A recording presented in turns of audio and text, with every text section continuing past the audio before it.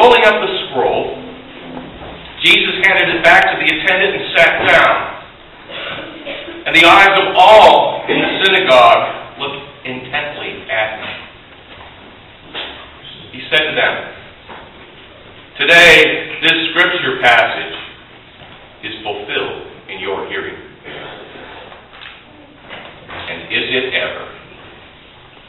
A couple of verses later, in that passage from Luke, everybody in the synagogue wanted to throw Jesus off the cliff outside of Nazareth. I'm hoping you won't want to do the same thing.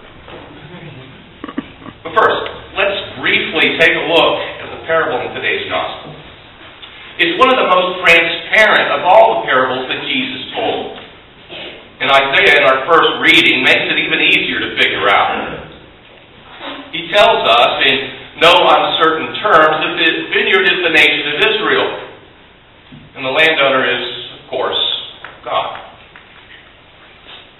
It was very common in Jesus' day, just as it is in our own time, for landowners to hire sharecroppers or tenant farmers to come and tend the land, reap the harvest, and after taking their percentage, giving the remaining produce to the owner. The wicked tenant farmers represent the leadership of the Jews, the scribes, the Pharisees, the Sadducees, the Herodians, who are entrusted with the physical and spiritual welfare of the Jewish people. The servants who were beaten, stoned, and killed are the prophets who were treated pretty much the same way throughout the history of Israel. And finally, the landowner, God, sent His only Son, who was seized, taken outside the walls of Jerusalem, and crucified. And how did God repay those wretched men? By sending down fire and brimstone?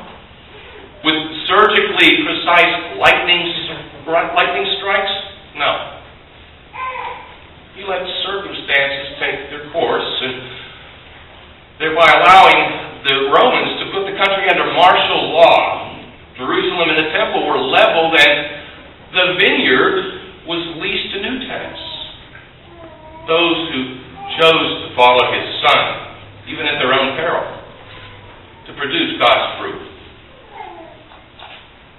Okay, so bearing that in mind, let's fast forward to present day USA.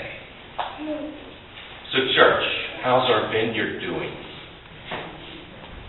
Unless you've just awakened this morning from a long and deep coma, you know our vineyard is not doing that well. It is choked with thorns and brambles.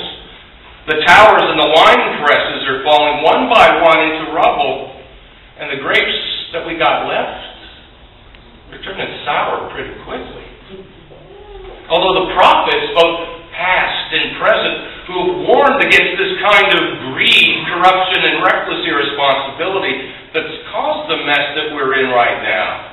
We're not beaten, stoned, or killed per se. But they have been roundly ignored and discredited. And what about those entrusted with our vineyard? Our leaders.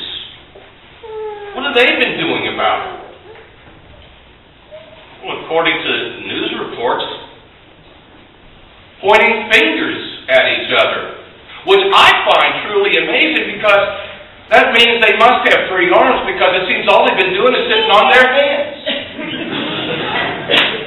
Are these some of the most unusual people you've ever seen? Thomas Jefferson played the prophet when he said that we need to prevent government from wasting the labors of the people while pretending to take care of them. Too many in leadership positions are too concerned with poll numbers and re-election chances, and they've stopped working for us. Their main concern is to hang on to power, perks, and PAC money. Their desire for more is irresistible. They're addicted to it. They don't seem able to say no. And that begs the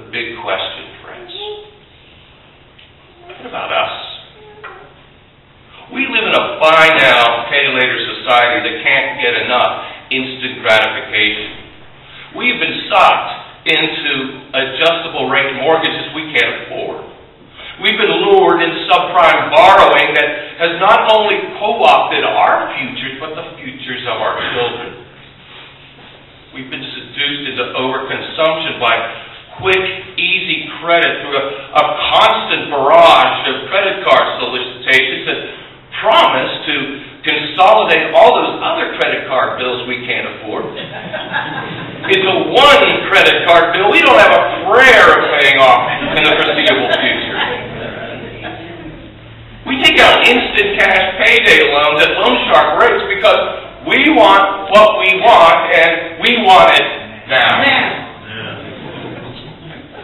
We're addicted to it. And we don't seem able to say no. And despite our overconsumption and credit addiction, we act righteously indignant at the institution seeking bailout, even though we helped build this house of cards. We demand accountability for this train wreck, but we ignore our own complicity in knowingly getting on board. We've tended to ignore our past and present prophets, too. Prophets like Abe Lincoln, who said you cannot escape the responsibility of tomorrow by evading it today. Or John F. Kennedy, Jr. Our privileges can be no greater than our obligations. The protection of our rights can endure no longer than the performance of our responsibilities.